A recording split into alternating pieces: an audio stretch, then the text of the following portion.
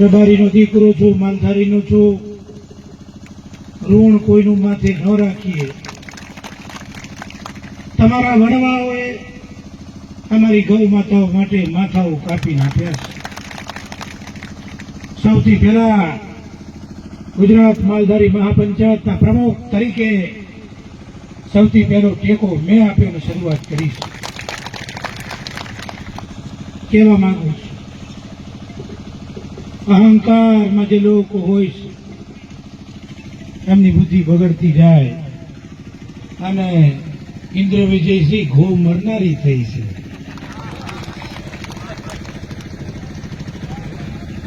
अहंकार में डूबे मोदी आग से खेलने चले हैं. अहंकार में डूबे मोदी आग से खेलने चले हैं.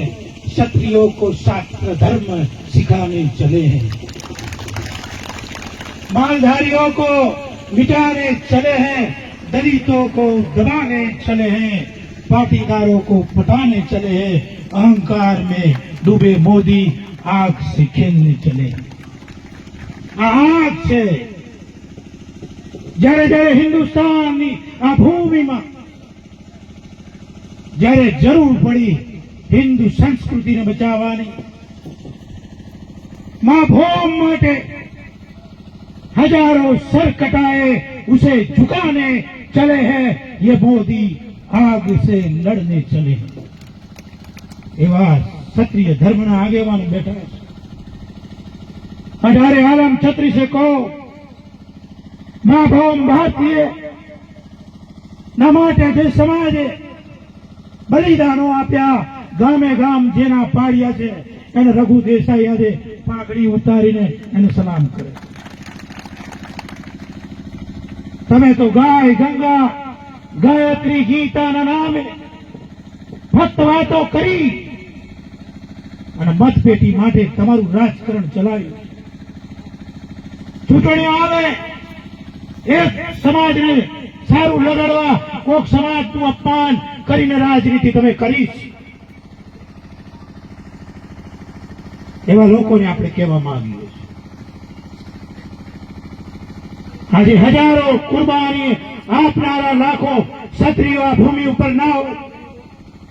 હિન્દુસ્તાનની હિન્દુની પર્વતમાળા પછીનું આ હિન્દુસ્તાન, પેલી બાજુનું પાકિસ્તાન, આમ જુઓ તો બાંગ્લાદેશ, અને આમ જુઓ તો અફઘાનિસ્તાનની ભૂમિ, જ્યાં પગ પડે ત્યાં જેના લોહીની નદીઓ વહી છે એ સંસ્કૃતિ બચાવનાર આ સમાજને રઘુ દેસાઈ વંદન કરે. ક્ષત્રિય એટલે છત્રીસ શાસ્ત્ર ધરાવનાર. ક્યાંક અમારા પણ યદુવંશી તરીકે અમારા રજવાડા હતા. ક્યાંક આહિર, ક્યાંક રબારી, ક્યાંક ભરવાડ, ક્યાંક ચારણ, ક્યાંક ગઢવી, ક્યાંક ઠાકોરો, ક્યાંક નાળોદા રાજપૂત, કારડિયા રાજપૂત સમાજો. આપણે બધાની આબરૂનો સવાલ છે. આજે મારા ગળામાંથી જે અવાજને જે હુંકાર છે એ કહેવા માંગે છે આગ લાગી છે દિલમાં.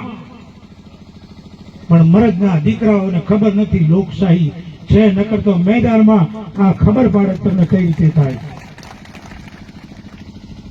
ત્યારે વિનંતી કરું છું, લોકશાહીમાં મહાત્મા ગાંધી જે આપેલા વિચારો સાથે આ દેશની લોકશાહી જયારે લાવવાની હતી ત્યારે તમે બલિદાનો આપીને શાસન, સત્તા, પૈસો, સિંહાસનો આ દેશની હજારે આલમના લોકો માટે, 18 આલમ માટે, 36 કોમ માટે લોકશાહી મળે અને ગામનો ગરીબમાં ગરીબ માણસ એના મતની કિંમત એક થાય. આ દેશના રાષ્ટ્રપતિ, આ દેશનો વડાપ્રધાન, એના મતની એક કિંમત થાય અને દેશ લોકશાહી માટે જીવે. એના માટે બલિદાનો આ ક્ષત્રિય ધર્મ નિભાવનારા સમાજોએ આપ્યો છે. મા બહેનોની વાત થાય છે. તમે જોવા જયારે જે દિવસે પહેલી વાર દિલ્હીમાં સિંહાસન ઉપર બિરાજમાન થતા હતા ત્યારે શું વાતો કરી કે દિલ્હીમાં પિંક રેવોલ્યુશન, ગાયો હજારો કપાય છે. 2011 મેં આંદોલન કર્યું ગૌ માતા માટે અને કાયદો કર્યો, 73 દિવસ ઉપવાસ કર્યા. એ દિવસે આ ક્ષત્રિય ધર્મ તમારો સમાજ સૌથી પહેલો આવીને મને ટેકો આપ્યો. વિધાનસભામાં જયારે કાયદો આવ્યો, અમારી ગૌ માતા ઉપર હુમલા થયા, ત્યારે સૌથી પહેલો કોઈ સમાજ આવ્યો તો આ ક્ષત્રિય સમાજ આવ્યો. તમારી દરેક લડાઈમાં માલધારી સમાજ તમારી સાથે છે. અને 18 આલમ એ મારો વિશ્વકર્મા સમાજ હોય, એ પાટીદારોમાં પણ જે સમજદાર લોકો છે, સમજે છે કે આ લડાવવા નીકળ્યા છે. ત્યારે જોજો રાજકોટના રણ મેદાનમાં નવી વાત ઉભી થશે ને પરેશ ધાનાણી સોતરા કાઢી નાખશે.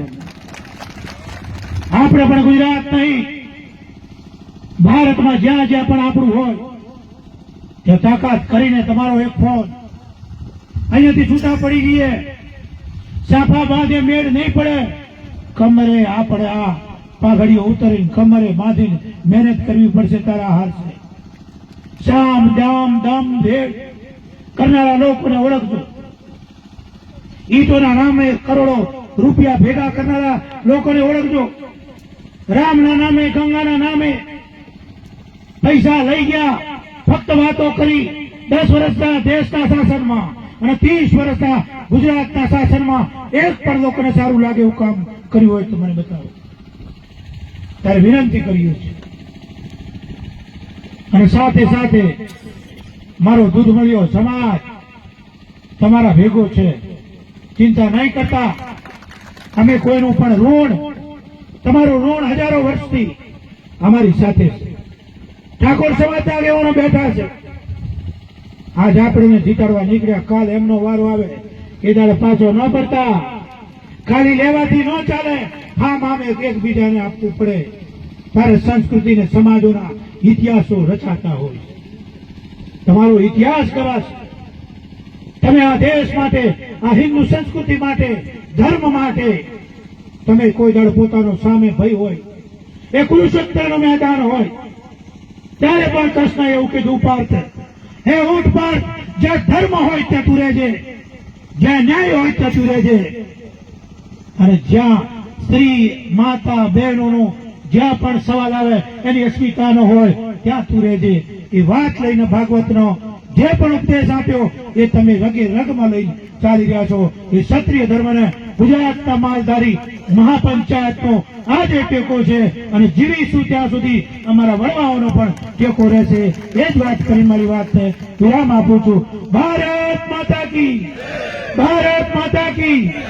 એક શબ્દ હું કહીશ, જીતેંગે. તમારે કહેવાનું લડેંગે और जीतेंगे, लड़ेंगे लड़ेंगे लड़ेंगे. अस्तु.